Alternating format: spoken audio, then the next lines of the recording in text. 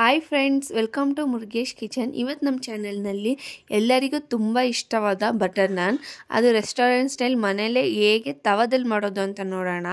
ತುಂಬ ಸಾಫ್ಟಾಗಿರುತ್ತೆ ಮತ್ತು ಈಸಿಯಾಗಿರುತ್ತೆ. ಬನ್ನಿ ಹೇಗೆ ಮಾಡೋದು ಅಂತ ನೋಡೋಣ.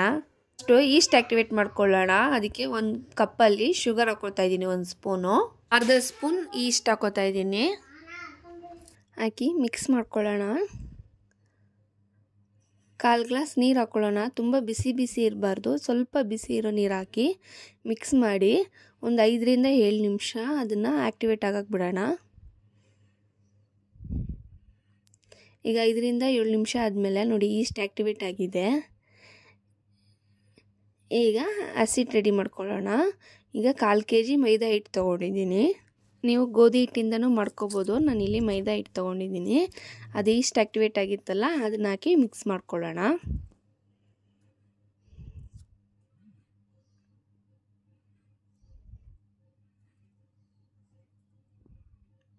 ಮಿಕ್ಸ್ ಮಾಡಿ 1/4 ಗ್ಲಾಸ್ ನೀರು ಹಾಕಿ ಚಪಾತಿ ಅದಕ್ಕಿಂತ ತೆಳ್ಳಗೆ ಕಳಿಸ್ಕೊಳ್ಳೋಣ.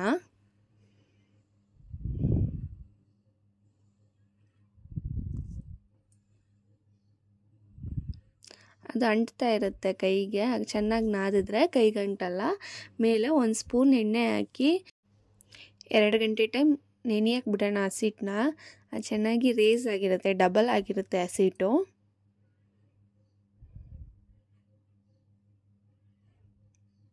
ಎರಡು ಗಂಟೆ ಟೈಮ್ ಆದಮೇಲೆ ನೋಡಿ ಎಷ್ಟು ಚೆನ್ನಾಗಿ ರೇಸ್ ಆಗಿದೆ ಅಂತ. ಈಗ ಅದನ್ನೊಂದ್ಸಲಿ ಚೆನ್ನಾಗಿ ಮಿಕ್ಸ್ ಮಾಡಿಕೊಂಡು ನಾವು ಬಾಲ್ ಥರ ಚಿಕ್ಕದಾಗಿ ಉಂಡೆ ಕಟ್ಕೊಳ್ಳೋಣ.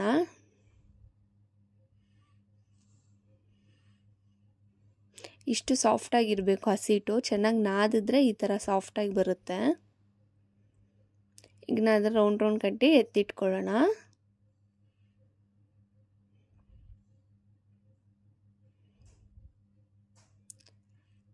ರೌಂಡ್ ಕಟ್ಕೊಂಡ್ಮೇಲೆ ನಾವು ಅದನ್ನು ಲಟ್ಟಿಸ್ಕೊಳ್ಳೋಣ. ಚಪಾತಿಗೆ ರೌಂಡಾಗಿ ಲಟ್ಟಿಸ್ಕೋಬೇಕು, ಇದಕ್ಕೆ ಉದ್ದುದ್ದಾಗಿ ಲಟ್ಟಿಸ್ಕೊಳ್ಳೋಣ.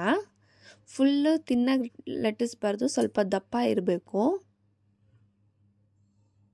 ಅದ್ರ ಮೇಲೆ ಎಳ್ಳು, ಕೊತ್ತಂಬರಿ ಸೊಪ್ಪು ಹಾಕಿ ಮತ್ತೆ ಒಂದ್ಸಲಿ ಪ್ರೆಸ್ ಮಾಡಿ ಲಟ್ಟಿಸ್ಕೊಳ್ಳೋಣ.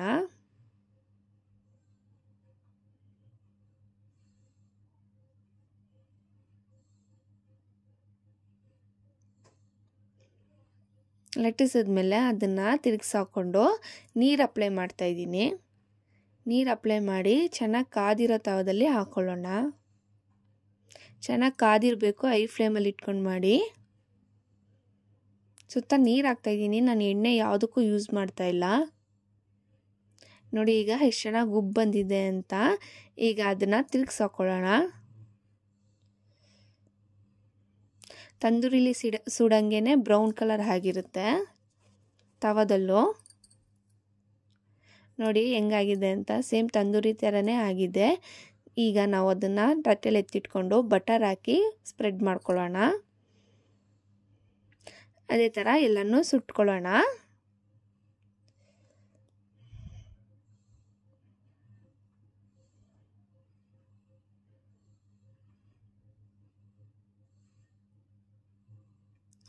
ಬಿಸಿ ಇರುವಾಗಲೇ ಬಟರ್ ಅಪ್ಲೈ ಮಾಡಬೇಕು. ಆರಿದ್ಮೇಲೆ ಬಟರ್ ಅಪ್ಲೈ ಮಾಡೋಕ್ಕೆ ಚೆನ್ನಾಗಿರಲ್ಲ.